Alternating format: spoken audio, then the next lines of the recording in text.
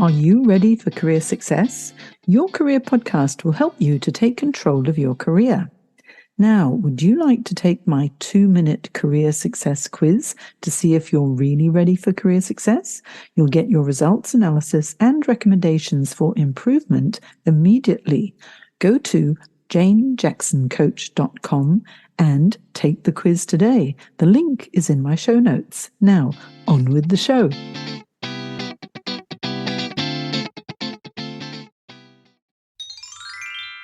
Welcome to episode 248 of Your Career Podcast. Hello, and welcome back. In this exciting episode of Your Career Podcast, anyone who loves to travel and fly business class using frequent flyer points will love it. I had the good fortune to interview Steve Hui, who is the founder and CEO of IFLYFLAT. It's the most celebrated rewards flight team in Australia.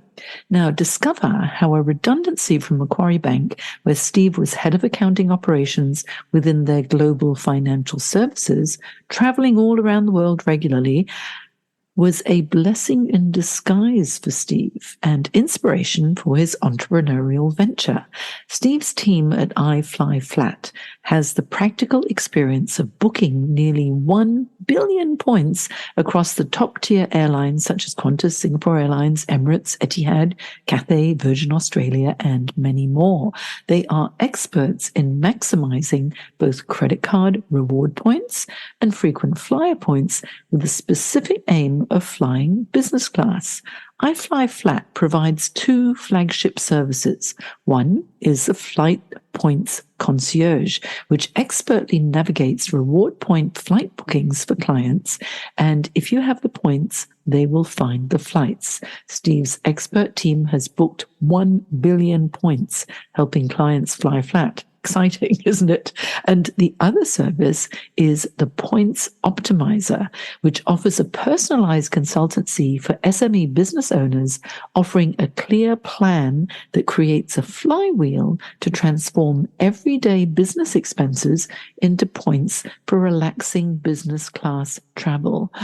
I think we all need Steve Hui in our lives, don't you? So let's find out how you too can fly flat by cleverly leveraging airline frequent flyer points. And let's welcome Steve Hui, the Points Whisperer, to Your Career Podcast. Hi, Steve. Hi, Jane. Thank you for having me on. Oh, I'm so excited. I've wanted to talk to you for ages because using points, getting upgraded, those are things that everybody, wants to do. And you've created this amazing business where people can really save a lot of money and travel in style so very easily with your methods. So we'll find out more about IFLYFLAT a little bit later on. But as you know, on Your Career Podcast, I always kick it off because we'd like to find out about your career journey and how you became the Points Whisperer. Let's kick it off with, what were your early career aspirations when you were a little boy, Steve? Yeah, that's a really good question. When I think back when I was a little boy, I don't think I had any particular job in mind, but I think I had an overriding, it's like, I'm going to do things a little bit differently. So while I didn't have sort of the traditional jobs, because my father was a chef, and I wasn't planning to be a chef. And actually, I'm terrible at cooking food. So maybe I went completely the opposite way. But I knew that I was always going to do something different, and I always thought about things differently. So maybe I had a mindset that it will be different. But I guess at that point, I also knew that the job I would do probably didn't exist then. You know what's so interesting is so often when people want to do something different, they always come up with lots of different ideas. It's an early indication that they might be cut out for entrepreneurship, which is what you obviously are. However, at a young age, you would have had to finish school and study and get qualified. And so how did your career journey progress? Yeah, I would say most of it, the early stage, it definitely just fell into it. So when I was in high school, I was pretty good at economics. So excelled in economics, did 4-unit maths, so very good at numbers and logic and rational. But actually, I remember when I was picking my course I was going to do for uni, I was actually going to do psychology. I was so close to doing psychology. My friends went to do accounting because one of my best friends, his father was an accountant. So he was going down the accounting path. And for me, I was like, accounting, seems a bit boring, but psychology seems interesting. Until one point where I pulled out one of those salary guides and I looked up psychology and I looked up accounting. I thought, no psychology for me. I think it's the way to go. So it was the dollar carrot that got you. Yes, actually, it's interesting, isn't it? Because our early career influences, it depends on what our values are and what really drives you. But obviously, when you were younger, then you thought, okay, if I'm going to spend that many years getting qualified in something, I'd like to get paid earlier. Yes, or paid more a little bit earlier as well. And so, yeah, that absolutely makes sense. But, what was it about psychology that drew you initially? I think it's just about, I really like sort of observing people's behaviours and what drove them and why they did this, why they did that. So I still, obviously, in a way that links in very well with entrepreneurship because the product you're selling is always about that. Maybe I'm still overthinking a lot, but I quite enjoyed sort of the understanding part. But maybe I definitely know I made the right decision not to do it because I think if you do it, you get really into the detail and that might lose a bit of the charm around it. So I think my entrepreneurship employing the psychology mindset is probably the perfect scenario. Yeah, I think actually it would be right because with what you do, there's so much of psychology in it as well because you have to understand your customers and clients and what really draws them, what motivates them, what makes them do A versus B. And those are the sorts of analytics that you need when you're running your own business. But so you went into accounting. And so did you enjoy it? Yeah, I quite enjoyed it. I think it matched very much my sort of my skill set in economics and maths because accounting is a bit like that. But definitely in the first couple of years at university, I did struggle a little bit through getting all the concepts. But I graduated with no problem. And actually, I do remember in my very first job, I was doing some accounting work. And then at that point, something clicked and I thought, that's how you do it. So I learned it at uni, but I didn't apply it to actually one day at work and it's like, this all makes sense now. So I think I excelled very well. But then, interestingly enough, I'm not an accountant. I'm an accountant, but I don't do accounting anymore. So I also then left that because I didn't feel that was sort of like different enough. There's so many accountants in the world already. So I don't know, needed to be another one. And I've looked on your LinkedIn profile, of course, because it's, a really interesting journey. And now, before you transitioned into entrepreneurship, you were head of accounting operations for global financial services at the Macquarie Group. Did you start your career at the Macquarie Group, or was there something else that happened earlier? Yeah, there's two other jobs. My very first job out of uni, when all my friends went to do accounting firms, I went to a wholesale travel agency. And in a way, that's the linkage back to what I do now. Because I discovered in that job, in that travel agency, that there's different prices for everything. In a way, everyone paid a different price for their seat. And it's most intriguing to me because everyone's going to the same place, but they pay different prices because depending on when they bought the ticket, who they bought the ticket through. So that opened my eyes that the travel industry is this big, wide, complex beast. So I worked there for a year and a half, and then my second job was at a home security alarm business, a much bigger company, operations in Australia, New Zealand, and America. Did accounting for that, and then I went to Macquarie. That's my third job. When I realised that I had to get some blue chip, large company experience, whereas the first two companies were both small. Yeah. It's really interesting when people transition from one job to another or else from one career path to another and make a bit of a pivot. How did you feel when you made each change? Did you feel anxious about it, or did you embrace the change, or did you find it challenging at all? I think that it was challenging because when you're changing companies, you're going to a brand new environment as well, different goals.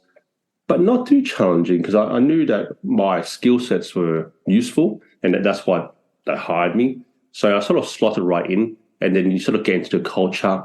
No, obviously I didn't mind working hard. So even that the home security company, we were doing accounts and probably working to like midnight type thing. And I think that decision transitioned very well because when I did end up working at Macquarie, that's also a hard working company. So working late nights didn't faze me. Like even to this day, sometimes when I look at a clock, 7 o'clock, that's not very late. But well, it actually is late. But when I was thinking back to my previous job, it wasn't like late at all. Yeah, that's right. You really have to put in the hard yards, don't you, in order to be successful. And there's nothing wrong with hard work. And in fact, if you really apply yourself, whether you thrive in it and you think, oh, this is the dream job or not, if you put in all of your energy and effort to excel, then it's going to be a really good grounding for you for future ventures, whether it's in another role or actually getting into entrepreneurship. So you had over 10 years at the Macquarie Group, which is very impressive. And then there was a change, and that was about the time when you started IFLYFLAT. So can you tell us the story about, leaving Macquarie Group, which is, a blue chip company, so well known, and then starting your own venture? Did your family or friends or anyone think, what are you doing? Well, actually, I think I sort of had it easy. So where I got the idea of frequent flyer points was that we were within Macquarie. I was going to India a lot to start an outsourcing team. So therefore, we can have an accounting outsourcing team in India. I flew back and forth to New Delhi. It was during that time that I flew business class for the very first time, and I discovered that the ticket price was over $7,000. And I was like, wow, who pays for this? And then slowly, every single trip, every time you fly, I started collecting frequent flyer points. And so very quickly, my points added up, and I had enough points to fly business class to Singapore. And for me, that's when the coin dropped. It's like, well, if I was doing all these flights, it cost me nothing. I was collecting these points, and these points were valuable. If only I could get more frequent flyer points, then I could get more free flights. And that was when the interest started in investigating, researching, reading forums, reading blogs, reading everything about points. How do I get more points? Because more points equals more free flights. And in a way, then that's how that led to IFLYFLAT. But I was quite fortunate. In my eyes, it's fortunate. But I actually got a redundancy from Macquarie. So after 11 years at Macquarie, they were looking to downsize because it's just after the GFC. I put my hand up and I said, well, if you're looking for people, I would like to be on that list. And then they gave it to me. I don't know if they were going to, but they said I was the happiest person that they ever told. I didn't have a job. It's like, great. It matched both our needs. Yeah, I really like that story because so many people are fearful about redundancy. And, as you know, I'm a career transition coach, so I support people through career change. And for many people, they think, oh, no, a redundancy, what did I do wrong? Or will I ever get another job? But and a redundancy so often ends up being a blessing in disguise because it gives you this opportunity, especially if you're given a decent redundancy package as well. That gives you something to play with, yes, yeah, or to consider. But even if you aren't given a significant package, it does give you time to rethink what you're doing in your career and whether it's important to you or not, or what you really want to do next. And so since this redundancy happened and you embraced it and you were the happiest man to be given a redundancy, what happened next? Did you take some time off? Did you travel? Did you use points? What did you do once that happened? Yeah, very much so. I took 6 months off. And initially it was to take 3 months off because after working sort of 11 continuous years at a very busy place, Macquarie, doing accounting jobs, I knew that I was going to take a minimum 3 months off. They pull you up with an agency to help you, obviously, to be redeployed. And I was working with a really good person called Trish, and she helped me understand what my key skills were, not the role that I was doing in order to find another role. It was what I was really good at. And in those discussions, I discovered that I was really good at logical. I was really good at reasoning. I was really good at planning and numbers. With all that information coming through, I put my mind, I thought, while I was traveling, yeah, okay, I could get another job. And I actually did come back and do a couple of interviews. But along the way, I was traveling using my points. And one of the most pivotal moments was when, literally about 11 years ago, 2012, the Tour de France and the London Olympics were on. And obviously right next to each other, geographical, I thought, this is the perfect time to go to both events at the same time. So for first class over, I went to Zurich, and I went to Paris, France, London Olympics. And at that time I knew, well, if I could fly business class for nothing, and I don't even have a job, and I'm flying first class, business class, if I could help people do the same thing, there must be a business in that. Mm. And then that was the formation of IFLYFLAT. How wonderful. I mean, thank goodness for the redundancy. Yes. And how fantastic that you got to go to the London Olympics virtually for free. Yes. Just about. Well, of course, you'd have to pay the taxes with the points. But so that planted a very strong seed, really, for your business idea. So tell us, how did IFLYFLAT come about? So I was doing points as a hobby before. And as a hobby, you can only do so much. But when, I guess, in between jobs, you do have this time to think about. And when I was thinking about all the skills I had and the fact that I knew things about points that other people didn't know, and the fact that business class was expensive back then and is even more expensive today, if I could help them fly for cheap, then I must be able to charge a fee because they save me money and I'm deploying my skills. So I thought, well, why not give it a crack? Why not try? Because if people want to fly, which people do, then there must be something in it. And that's literally just before I went on a flight to Paris and London. IFLYFLAT was the name I dreamt up literally just before going to bed. IFLYFLAT, that's a great name. So I quickly went to my computer to check if that domain name existed. And because it's such a unique word, I registered it, and that's my name. Yeah, I love IFLYFLAT. And you know what? The funny thing is because, I've known about you for a long time, Steve, and, you're the IFLYFLAT guy. And I thought, okay, well, that's interesting. He uses points, but I didn't think much about it until it was in May, June this year. I flew from Sydney to LA, and I thought, okay, well, that's a reasonably long flight. And so I'd like to fly premium economy. But because obviously business class would be so expensive, and the flights are so expensive now, after COVID. But because of COVID, I had so many points that I used points to purchase a premium economy flight return to LA. And then I purchased my domestic flight separately. But then, because I was able to use the points, I thought, this is good. I've saved a lot of money here, and it, isn't costing me very much to get to America at all. I wonder if I can use all my remaining points, because I had so many, to get an upgrade. And in my mind, I thought, because I've used points to get this flight, I don't think the airline will allow me to upgrade using points too. But I thought, I'll give it a crack, as you say. So I gave it a go, and I put in the request, and lo and behold, yes, I was able to get upgraded. And then, especially on my flight back, after I went to my nephew's wedding, and it was really lovely, on the way back, I pressed that button and I went all the way back, and then I thought of you. Because I was thinking, I'm flying flat. And then, of course, yes, IFLYFLAT came up there. And it feels so good. It's worthwhile, definitely worthwhile. So carry on. So you came up with this idea of IFLYFLAT. So you've registered it, and that became your business. And I know you have a team of people working for you now and with you. So tell me the story about how IFLYFLAT grew. Yeah, so it first started with the idea that many people that they had points, but they didn't know what to do with them. They didn't know what they could do with them.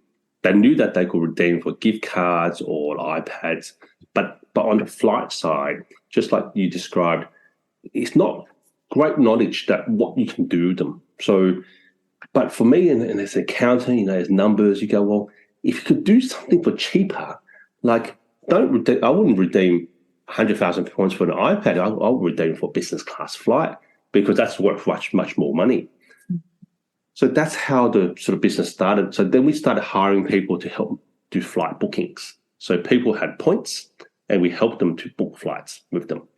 And because it's one of those things where it's like you're buying a house, people don't book points flights that often because they might not have that many points. They might have booked points flight once, and then there'll be many years before they might accumulate enough points for another booking. So there was definitely economies of scale in expertise and just doing the thing. So we started building up a team. And that's still right now our biggest service is helping people who have points. However, they accumulate them over the years, but they can't use them. Our team will find those business classes and book them. But not an upgrade. We're actually going to find business class up front and pay for them with points. And then they're flying business class confirmed. So in a way, we are actually allowing people to fly business class for a fraction of the price of paying for it by using our expertise to turn something which they can do themselves, but they don't know how to, or they don't have the time, or they've got other better things to do. Yeah, it does get quite complicated using points because I know for one example, I was looking to book this flight, the more recent flight from Sydney to LA and then LA to Washington, DC. And I thought, I wonder if I can use all my points to do that. Oh my God, it was going to take millions of points to do that. And I thought, well, I don't have millions of points.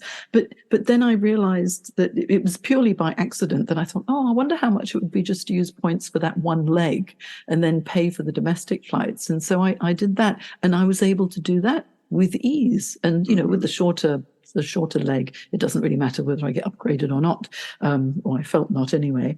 But the longer flights, that's where it really is a benefit.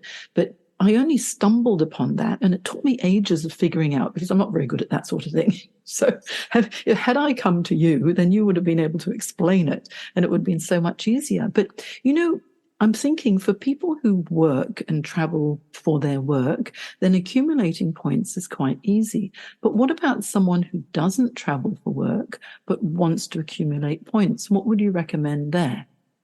Yeah, so it depends if they are a business owner or not. As a business owner, that's really easy because when you can pay your business bills on a credit card, then you can earn lots of points. In fact, you can actually earn a lot more points than you can ever earn by flying, for example, because depending on how big people's business is, they could be spending $100,000 a year on expenses, or they could be spending $100,000 per month on expenses. So roughly every dollar you spend on paying by card, say Amex, will get you 1 point.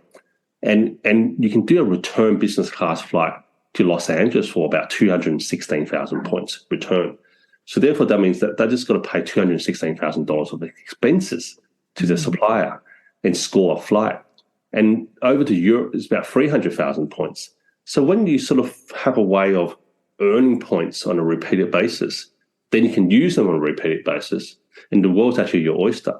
But for individuals who don't have lots of expenses to pay, then it's sort of the same idea, but of course, the volume and scale, the earning power is much reduced. So that means that you typically need to look out for more like bonus offers or promotions and things like that. Like maybe sign up for a new credit card that will give you 100,000 points. But definitely for business owners, they're sitting on a gold mine because they could earn 100,000 points every year on repeat or every month on repeat. And then therefore, they actually have access to use points to fly anywhere. And once you know the numbers, it's terribly cheap. Like so cheap that you wouldn't even believe it's true. And actually, that moment when you take off, I call that the moment of truth in my mind, because if you booked a seat on points and you got on board and you still haven't been found out, like how the hell did you get this seat for so cheap? In my mind, the moment of truth is when you take off, then you're on. It's not like someone can come in and say, "Hey, why are you in this seat?" So, yes, you're sitting there with your glass of champagne going, I did it. I did it, that's right. No one's going to come and say, "Excuse me, sir, you're in the wrong seat." So that's the moment of truth. And I think for most of the people who do use points, they're like, that's it, I've made it. And also getting that upgrade and using the points to get there means that when you go to the airport, you've got the lounge to use, and that's a wonderful benefit as well, especially for someone who's working really hard, and you need to carry on and work before you get on the plane, while you're on the plane, and having the space and just being able to arrive at your destination fresh makes you so much more productive as well. So it's well worthwhile for businesses, for their executives who are going to travel a lot, to treat them well enough and get them upgrades. I think everyone would like to fly business class if they could, but the key issue is the price. So the price is what makes business class out of reach. But using points, the price drop a lot. So that's why people who love using points, they will never fly economy because they don't have to. If you never have to because you've solved the price problem, then you never have to fly economy again. I really like the whole idea when people talk about business class. I do want to add one more thing about business class is, this certainty that when you get on board and when you fly, it's your seat and no one can interrupt you. No one can recline and take up your personal space, and no one will walk over you to get to the toilet. It literally becomes your little sanctuary. So you can actually work really, really hard up to that point and know that you've got at least 10 hours apiece. But if you fly economy, I'll say you don't have 10 hours apiece. Potentially, you've actually got more 10 hours of disruption because you're sitting amongst people who are going to do whatever they want to do, and you're just really a passenger at that point. Yeah. There's so many benefits, and you're absolutely right. Knowing that no one is going to encroach on your personal space, that's huge, because there's nothing more annoying than if there's someone behind you who maybe has got a child, and the child decides to kick the seat a lot.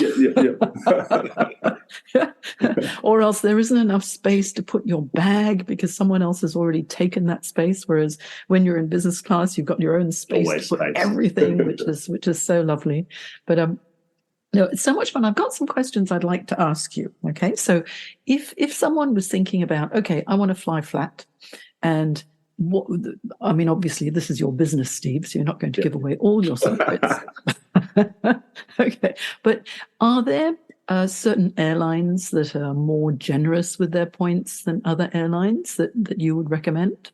Yeah, so every airline charges different points to fly to the same destination, just like how they will charge different dollar prices. So like generally, if you're going to go to Europe, Singapore Airlines is slightly lower points, Virgin. So in order of points numbers, the highest will be Emirates will charge the highest, then Qantas, then Virgin, Singapore, and Qatar will be the lowest in a way.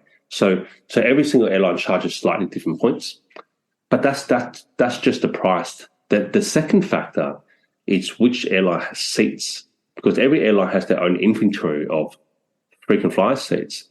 So if you've only got points in one airline currency, then you can only book flights through them.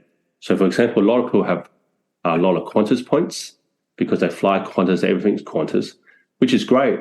But if you're trying to use Qantas once to book a seat and Qantas has no seats, then whether you have 1 million points or 50 million points, it makes no difference. There's no reward seats available. So it's a little bit like finance. It's like diversification, if you can, that you can have points that can fly you on the dates you want to fly, because someone will have a seat. So it might be a scenario where you might find a seat one way over on Singapore Airlines and one way over back on Qatar, for example, because those are two airlines that happen to have seats on your chosen dates and destinations. So that's how I think about it. So some people always ask me, no, Steve, what's your favorite airline? And with a bit of tongue in cheek, I say the airline that has seats. Yes. Because no point having a favorite airline if I can't get onto it, because I want to use my points. So yeah, which airline gives me the seats? That's my favorite at that time. Yeah, that certainly makes a lot of sense. And that you're right. You don't have to fly to and from one country on the same airline. You can very easily do it. Explore with different airlines too. If you've got the points, then it makes sense. And so, what's the best way to maximize your points if you have started accumulating some? Yeah. So I think this comes down to a little bit of maths, because it comes down to how where you want to go. So where you want to go, you can look up the calculator. It will tell you how many points you need to fly there. So say for example, Sydney to Los Angeles or Melbourne to Los Angeles.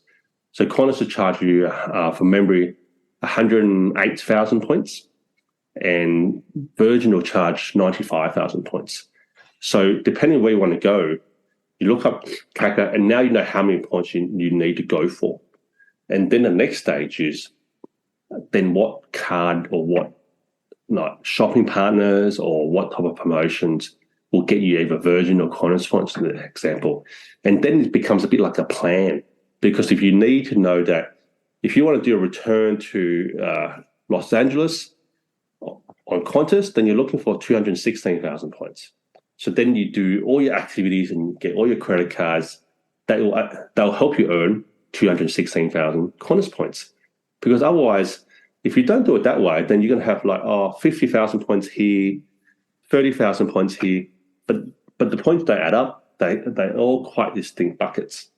So generally, it all comes down to volume. If you can earn a large number of points, then you can earn a stash of Qantas, stash of Virgin, stash of Singapore, for example. But if you're not earning many points, then you've got to stick with one bucket, because otherwise you're not going to get enough to book a flight. So that's in my mind how to work with that equation, because it seems like a plan in a way. Yeah, I think too many of us don't really plan forward when we think about the points side of things, but we plan forward about how much money we need to pay for our holidays. Yeah. And it's always like, how much money do I need, not how many points do I need? So it's a shift in mindset, isn't it? I'm so glad that you've been sharing all these tips, because I'm sure it's going to benefit lots of people, and me too, which will be fantastic. And there's so I could talk to you all day, Steve, and it would be so interesting to find out more and more. But now with your business, it must feel so rewarding to know that you're helping businesses and helping people. Yeah, actually, this morning I got an email from a past client, and he said he just booked a flight on Qatar, 180,000 points, and it cost him like nothing. And he said, "Oh, thank you for putting me onto this."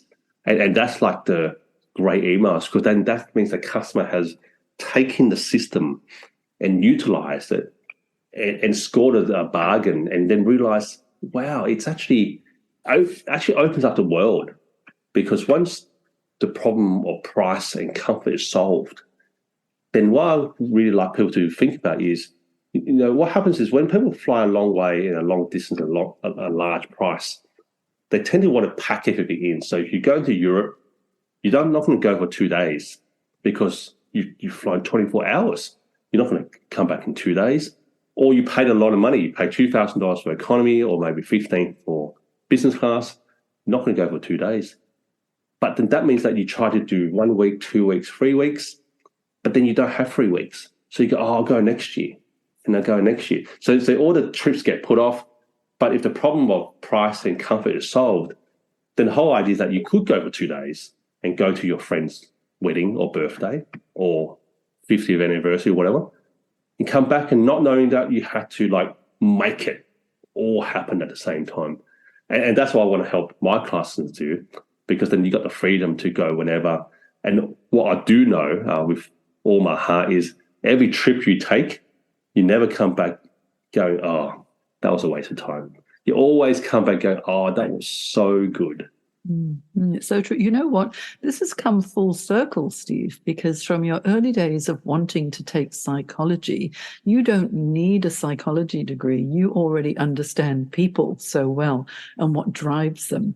And I think especially after those several years of COVID, the meaning of travel has become so important to people, and you're enabling that. So thank you so much for sharing all these wonderful insights. It's been absolutely amazing. And I need to tell people, all you need to do is to Google IFLYFLAT, and you'll find Steve. And if you go to Instagram, IFLYFLAT, you'll find Steve as well. In fact, just go to Google and you'll find every single social media platform, and reach out to Steve. Steve, and have a chat too, because it was so lovely to speak to, and it's very nice for anyone who's watching the video. The view from Steve's office is magnificent. It's like I'm flying. It is. It's wonderful. Well, thank you so much for your time, Steve. I really, really appreciate it. Thank you very much. I love talking.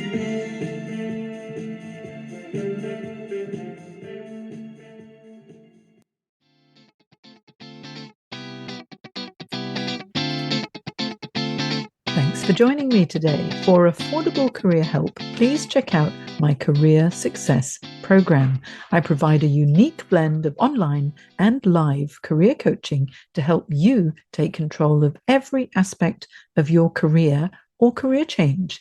If you aren't where you want to be in your career, let's talk. Check it out at thecareersacademy.online. The links are in my show notes.